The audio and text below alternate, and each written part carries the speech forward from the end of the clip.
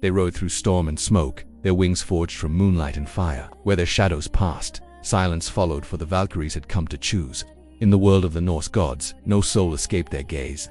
They were the daughters of battle, the ones who decided who would live and who would die, destined for a glory beyond mortal comprehension. When warriors clashed beneath a blood-red sky, the Valkyries descended from the clouds like falling stars. They soared above the chaos, their eyes glowing like molten gold, searching for something more than mere skill with a blade.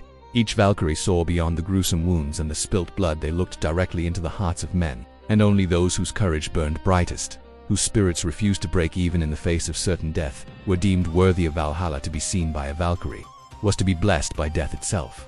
But what of the others? Those forgotten by their favor were left to rot upon the field, their names and deeds swallowed by the unforgiving earth, their souls lost to the mists of Nibelheim. It was a brutal binary choice, and the Valkyries were its unwavering arbiters. They carried spears that shone with an inner light and shields crafted from primordial ice, and their voices, when heard, were like songs of thunder rolling across the battlefield. Through the mist and the madness of combat they rode, unseen by most mortal eyes, but their presence was felt by every soul standing on that razor's edge between glory and doom. When the last sword fell and the battle ended, a profound stillness settled over the land.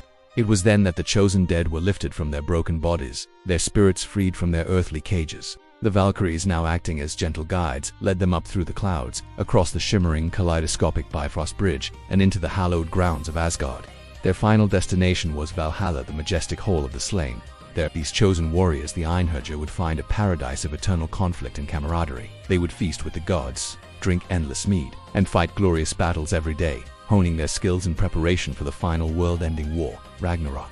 In this grand hall, each Valkyrie had a place of honor, standing beside Odin, the Allfather himself. They were more than just his messengers. They were his guardians, his trusted advisors, and, when necessary, his executioners. They served him, and through him, they served destiny itself. But the gift of the Valkyries was never free. Their choice was a double-edged sword. For every soul they handpicked for glory, another fell into the void, unseen, unmourned, and utterly forgotten. Some ancient sagas say the Valkyries wept for the men they could not save, for the bravery that went unrewarded. Others claim their tears froze as they fell, becoming the distant, glittering stars that make up the constellations we still see on cold winter nights. Yet, their duty remained eternal. Neither mercy nor love could ever sway their judgment. They served only the unchangeable tapestry of fate, and the Allfather's unwavering will. Even now, legends claim they continue their vigil. They are said to ride the northern skies on nights of great storms, their spectral armor glimmering like starlight, their eyes burning brighter than any earthly fire. If you listen closely, when the wind howls across the fjords and through the ancient forests, you might just hear their voices carried on the gale, singing haunting elegies to the fallen, calling the valiant home. For the Valkyries never rest. They still ride that ethereal path between life and death, between fear and faith. They are forever choosing the brave, guiding the lost, and reminding all of mankind that true glory always has a price. This has been Chronicles of the Lost Realm.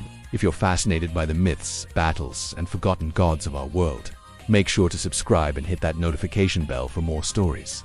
Thanks for watching.